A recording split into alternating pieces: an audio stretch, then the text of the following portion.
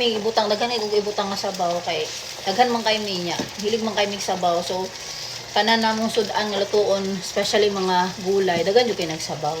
Kay para amuha sa una, sabaw is ulam na. Kay daghan man kayo mi. Di man sakto namo ang gamay ra. Amo na. Kay daghan man kayo mi. Di man sakto namo ang gamay ra. Amo na siya. So, tanan! So, hintayin lang natin na maluto yan. Takuban ulit natin. Alright, sa ato na ng awon mo. So, yeah. Oh. Tingnan nyo. Di makita, di maklaro kasi usok. Nalata na siya. Nalata na siya. So, that's the time that I'll put my shrimp. Okay, I'm gonna put it here.